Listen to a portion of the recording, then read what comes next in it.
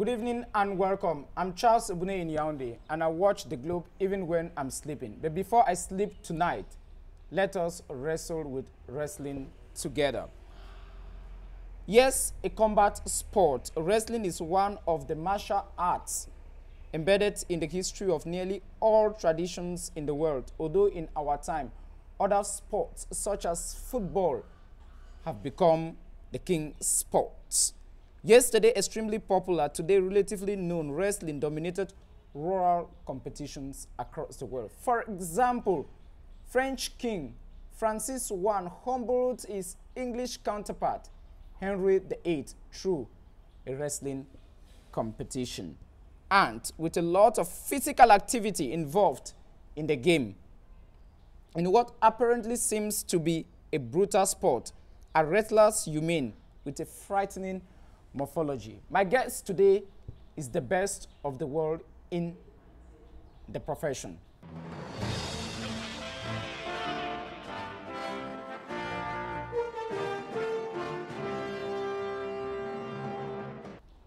Chrisraba, welcome to Globewatch. Thank you very much. Thanks for having me.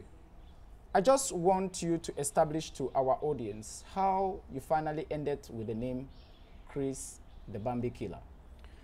Well, you have to understand that I'm full-time professional wrestler since 16 years or over 16 years, and I started my career when I started training when I was 15. I started to wrestle when I was 16, and I was a bit like your size. I was tall but very slim, very skinny, and all the veterans disliked me because I was so young and I didn't look like a wrestler. And one of them said, you're never going to be successful here.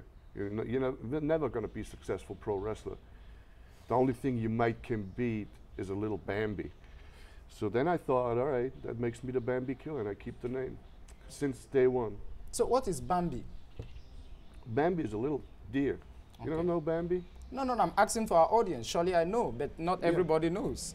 Well, Bambi is something small, petite, little deer, and since I was so skinny and I was not big, that was my nickname. They call me this skinny little animal, and still people call me Bambi. By the way, but it's my mother called me Bambi, my grandpa called me Bambi. I'm a little bigger now, though. Okay, you're about 30 years or 33 years old now. 32. 32 yeah. years old now. Just tell us, how is the world of wrestling? It's very exciting. I did over 900 fights, and I traveled 36 countries all over the globe. Currently I'm holding 5 world championships on 4 continents. Last year I won the world championship in Dubai, in Qatar, and now I'm here. As you see the belts here, this is the World Tag Team Championship, something I never did before. This is the very first time, getting in the ring for the World Tag Team Championship with Super Makia. This is something special, and the world of professional wrestling, this is unique. There's one thing all over the world, it doesn't matter where you go, when you get in the ring, you got to give 100%, because only the best will make money, only the best climb up the ranking, only the best will get title matches. You said only the best have the money and only the best go in the highest levels of the profession. I want to inquire from you, why do you think that today wrestling was so popular in the Greco-Roman, even African, Asian traditions, especially in the rural courts? Today you have other sports like football, like other athletics, which are very popular. Why do you think that wrestling is less popular today? Well, I wouldn't say it's less popular. It depends where you go. When I go to Japan, like when I go home tomorrow, 5 days after, I'm flying to Japan because I defend the world championship in Japan. And there I wrestle in front of 70,000 people. But you know that the attention in terms of advertorials, in terms of adverts, in terms of media coverage, in terms of money pumped in a sport like football, in a sport like golf, is not the same as wrestling? Why that split, or why that Well, situation? maybe this is the situation here, but like I said, in Japan, it's not like that. In Mexico, it's not like that. In Mexico, wrestling, lucha libre, is the number one sport. It's like the number one sport together with I mean, football. globally. I mean, the global picture. Yeah, That's that's what what I'm I'm talking saying. about. Yeah, Okay. me too. Okay, good. Go on. Yeah, and in Japan, it's the same thing. You know, like I said, you go to Japan, you wrestle in the Tokyo Dome, 70,000 people, and there's soccer event next door with like 5,000 people. You know, so wrestling, especially, you know, like if you watch WWE in the U.S., this is a global phenomenon. You know, it's like people pay thousands of dollars to get tickets. You know, they go there, buy their merchandise, spend all their money, and enjoy the action in the ring. How much can a professional wrestler earn? Somebody like you. How Because much I know how much can a professional wrestler earn? Because I know that football players, you hear of billions of dollars, 82 million euros. That should be billions of dollars. Some players in some countries across the world, including my country, Cameroon, one player receives about 50 million just participating in the World Cup. How much can a professional wrestler get? Well, this is in soccer, especially soccer, you know, with all the backups from, as you said, sponsors and different things, like all the merchandise machinery behind it. They pick, you know, if there's a top guy, top player, he's making millions, you know. But it's the same thing in wrestling. You know, I was signed with WWE in the U.S. You know, I was living in Florida, in Tampa, and when you're there, you know, there's nothing you need to worry about. If you wrestle or not, you have a downside guarantee. Every Monday, you get a check, and you know, it's like, it's crazy. In your mail, there's a check every Monday. If you wrestle or not, if you sleep, if you train, there's your check. You are paid on a daily basis. Weekly basis. Weekly But you have a long contract, like. Okay. Your height is 1.9 meters, and 193. 93 point. Thanks for that correction. And your weight is 116 kilometers, if my statistics are correct. How does Kilogram. Kilometers? Kilograms. Not thank kilometers, you. Okay, thank you very much. I'm getting off. Kilograms. How does that help you in your combat? It helps me a lot because most of the time, you know, don't get me wrong, I wrestled guys like a head taller than me, over 300 kilograms. So me being tall with 193 centimeters and almost 120 kilos, that's good. But there are guys weighing 3 times as much as me, being like 2.20 meters. And you have the courage to confront them. Yeah. Why? Because I'm self-confident. I just told you I'm the 5-time world heavyweight champion on 4 continents. That's something nobody did before in this industry. Nobody, it doesn't matter if it's heavyweight, light heavyweight, middleweight, doesn't matter. Nobody in this business, not in Japan, not in the US, not in Europe, did this before, having 5 world championships at the same time on 4 continents. So if I'm not self-confident, you know, who should be self-confident? You know what I mean? Okay. And if you're like 2.20 meters, fine. You know, the higher they are, the higher they fall. Now, there are so many different kinds of wrestling. In some countries, you hear of Sambo, you have the American style, you have the Austrian, the European system. Which one of them do you practice? Which is your favorite? Wrestling style? Yes. There is the oil one. Yeah, but that's not pro wrestling. You know. Sure. In my career, I learned the Japanese style, the European style, the lucha libre style from South America, Mexico, and the U.S. style in America. I enjoy the European and the Japanese style most because it's the most physical.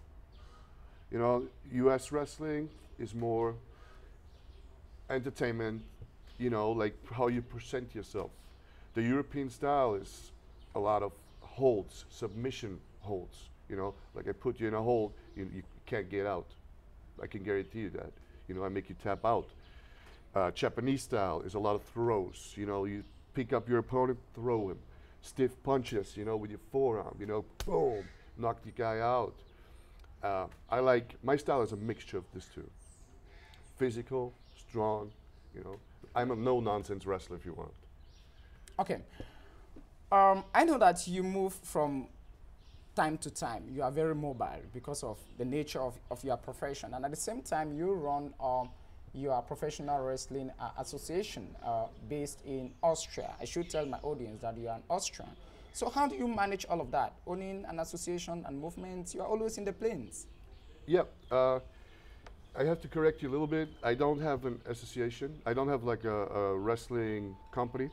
Sure. What I do have is actually a wrestling school, and this is what I do also. You know, like having training people, having them grow up and travel, Yeah.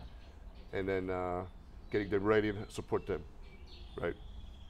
That's what I do. So you do some philanthropic work, if I understand what you are saying. Yeah, Okay. like, you know, educate young wrestlers, get them ready, help them to get bookings, to get matches, and they go. How many have you educated already? Probably 200. 200. Yeah, How are they fed in? Do you have a feedback? they do great. You know, like some of them, I took my students also to Nigeria before, to Japan, all over Europe. We go into the Middle East, and the feedback is always good because they always ask to come back, or the promoters ask me to bring them back again. So that says it all, right? Okay. I have to ask you this question. It may be very stupid, but I have to ask the question because in my country, wrestling is not all that popular, although it's embedded in some traditions, especially in the southwest and northwest part of the country. But when I talk to most young Cameroonians who want to be involved in sports, and I ask them, will you choose wrestling, especially the male? And they tell me, no, I can't. And I ask why. They say, no, such people look very physically frightening, and so maybe they don't have emotions. You are married and you have 2 children. How emotional are you? Do you always get angry when somebody annoys you? You just punch? You know, the thing is, I save my aggression for the ring. And in the ring, I let all that energy out, right? Like, I'm a very protective person. You know, if somebody's trying to attack my family, you know, he's in trouble. You know, I mean, obviously, you know. But until, you know, this point, I'm fine. You can say whatever you want. You know, I don't care. You know, I'm easygoing. I avoid stress in my life because in my professional life, I always got stressed. Stress traveling, stress with this, stress with that. You know, I got to be professional all the time, anytime, no sleep. In my private life, I avoid stress, and if there's some aggression coming up, I just keep it and let it out in the ring. And that's probably my secret. That's probably my secret why I'm so successful in this business, because I can do this. I can let out the energy, all this negative energy in the ring, and get paid for. Okay. Most wrestlers are very muscular.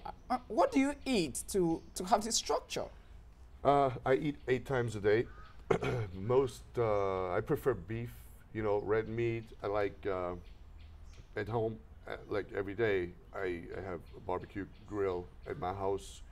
I have a very nice house, and outside the house we have a big grill. So I grill pretty much every day when the weather's nice. Even actually, I did it in the wintertime when it's snowing. Probably here it's never snowing, but in Austria it does. Absolutely. Grilling like steaks, you know, beef steaks. Why that diet? Why a lot of... Because the red meat, got a lot of protein and amino acids. Your muscles need protein and amino acids to grow. Actually, your muscles are amino acids. So you need to add it to grow. That's the whole secret, you know. If you just eat protein, you gain muscles. If you eat protein, like meat, you know, chicken, fish, whatever, with potatoes, rice, noodles, then the chances are that you add a lot of weight too because of the carbs, right? So what you can do is you eat protein and fat. That's okay. You will not get fat because your body is using the fat. If you eat protein, carbs, and fat together, you get fat. But my topic is that I eat a lot of meat, basically. Okay. 8 times a day. Oh, you just said that you eat 8 times a day. Yeah. There should be a lot of expenditure on your feeding. How much does that cost daily? Daily? Yeah. To feed you.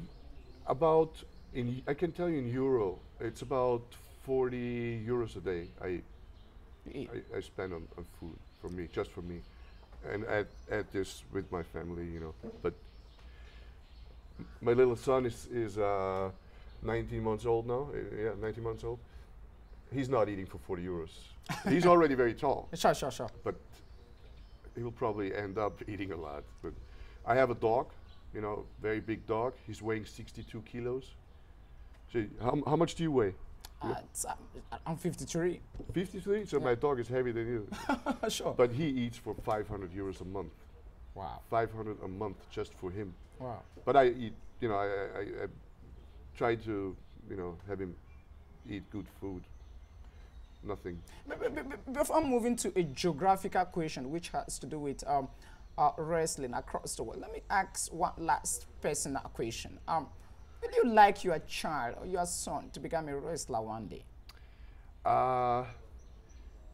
Whatever my son is planning to do in his life, I will support him. But with the things I know about wrestling, you know, you're getting hurt, you're lonely on the road, sometimes you can't sleep, you know, you got to be professional all the time. With all these knowledge I have about this sport, I would rather have him not be in wrestling. You know, don't get me wrong, it will make me very proud if he says, Daddy, I want, you know, to step in your boots, if you will, you know, footsteps, and I want to become the next world champion. Can you train me? I will do. I'll do, and I will support him. If he decides to do something else, fine. I will also support him. But it would make me proud. Okay. You are in Cameroon to take part in a jubilee of one of the wrestlers in Africa who was the 1986 African champion, if my statistics are correct. What kind of sentimental affinity do you have with him? I have to say this, you know, Supermarket is a well-known athlete all over the globe. You know, if you mention his name in Japan, people know. You know, if you do it in the U.S., people know. So he did a lot for Africa. He did a lot for He's Cameroon. a good ambassador for Cameroon. Yes, exactly. That's what I'm trying to say. And he's always been an athlete, always been a fair sportsman, always treating people good. That's why people love him. You know, the fans here, they love him. And I'm very happy that he's my tag team partner. You know, to get in the ring and wrestle for the World Team Championship, you know, the tag team championship.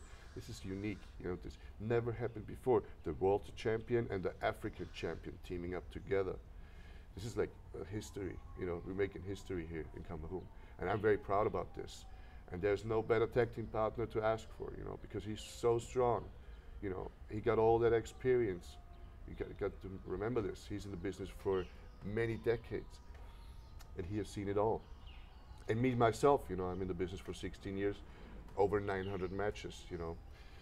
It's my power and his knowledge about professional wrestling together combined that makes it so successful. What has been your most terrifying experience in your wrestling career?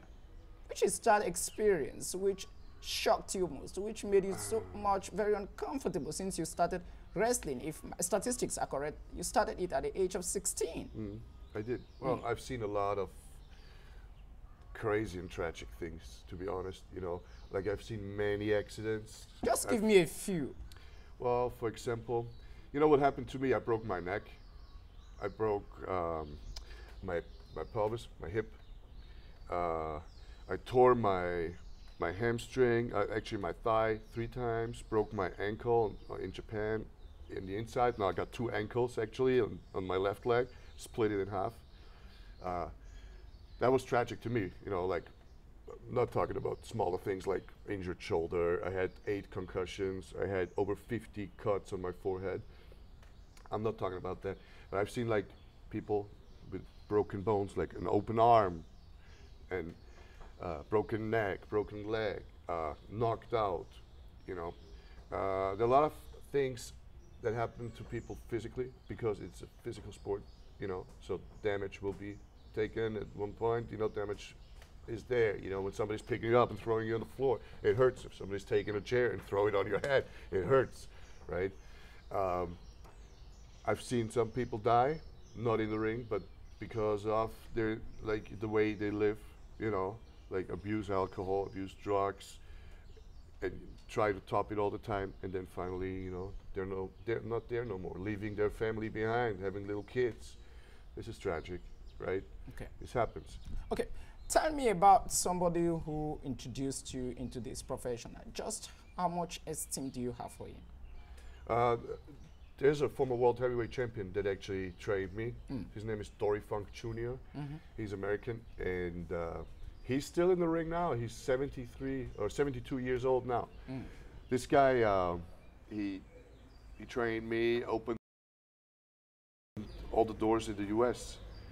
That made it very easy for me, because when I mentioned his name, there was no problem, you know. They said, okay, if I said, can I have a, like when I was 16 years old, can I have a match? You know, I don't want no money, but I want to use the chance, you know, to show myself. And then they ask, well, who trained you? And I tell them, Dory Funk Jr. And they go like, all right, let's get changed, show what you can do. Let's see what happens. You are a star, undoubtedly. Just how famous are you in your country, Austria? When you move along the streets, do people give you the same treatment like they give to Australian football players, golf, and all? Yeah. Thank God. You know, I'm happy to say that I'm pretty well known in Austria. You know, like when I walk in, and like it happened before, like in Japan, for example. Has the government of Austria ever given you medals to recognize you for selling the country's the image? president, Austrian federal chancellor, the governor from Styria, my state. After every world championship, they sent me congratulation letters, visit me. Like there was the election with the federal chancellor and the governor. They invited me to come with the world championship belt. We got on stage all together, you know. So I think, yeah, I'm pretty well known there. And like I said, in Japan, you know, when I walk the streets, it's like, it's crazy because people stop. People like you got to see this, the streets in Japan, the main streets are like 5 or 6 rows, you know, not 2 rows. It's crazy, huge. And they stop, and they hit the horn and scream, Bambi, Bambi, Bambi-san, you know? And then you feel like, well, what's going on here, you know? And the popularity of myself in Europe, especially Austria, is pretty high. You know, I did cinema movies, I did movies in Austria, in Italy. You're an actor at the same time. Also, yeah. Okay. I will be a politician at one point. Okay. Maybe a talk show host too. So. You know. Okay, those are your plans. Yeah, you know, at one point, you know, your body cannot take all these punches, throws, bumps anymore. So. You intend to become a governor or a president or an MP in your country, since you are talking about becoming a potential politician. You know, the governor of my state actually was used to be a hockey player. Yeah. So who knows, you know, it could be a wrestler anytime soon. Now, probably this interview will be coming to an end. You just mentioned what you intend to do. Apart from wrestling, how do you use your extra time?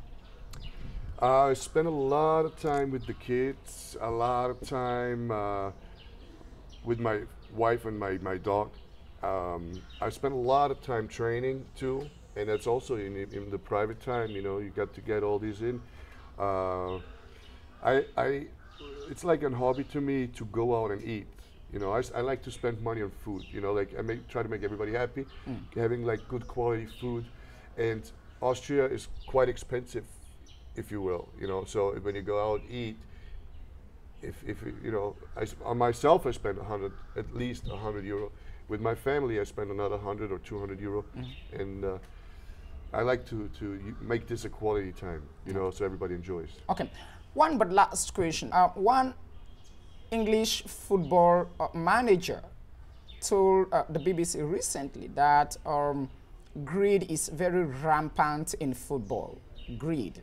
Is it the same thing with wrestling? That people play football, players, managers, nearly all the actors in the football industry are very greedy people. That it is a widespread phenomenon in that industry. Is greed equally common in wrestling? Greed in the sense of? The people are greedy. Yeah, well, I don't know, you know. I don't like to say to people, oh, you know, like everybody's like this or that, you know, because there are people that are greedy, there are people that are nice, there are people that are angry, there are people that you just talk to somebody and he just is people angry. are self-centered, something of that nature. And from that you can deduce other elements like corruption and many other evil happenings around. Are such issues common in wrestling? I don't know, I don't think so. I mean, I haven't really seen anything like that, you know. So corruption in soccer is pretty known right now, right? It's a topic most of the time now. In wrestling, I don't know. To be honest with you, I did not experience that so far. So. You just said a while ago that your next moves will be either doing politics or becoming a host like me, which means can be radio or television. Here in Cameroon, maybe. Possibly you are going to replace me on this program. I will be glad to have you as anchor of this program. When are you going to leave wrestling? Can you have a time frame? I would say I want to wrestle until my late 30s. I'm 33 years old now, so let's say maybe 6-7 years from now, and then I will retire. So can we take 40 years as your age of retirement from wrestling? I think so. I think so. Okay. If my body can take it. Okay. Until Chris the Bambi Killer, 5-time world champion for wrestling. Thanks very much for accepting to be guest on my program today. Thank you very much. Thanks for having me. You're welcome.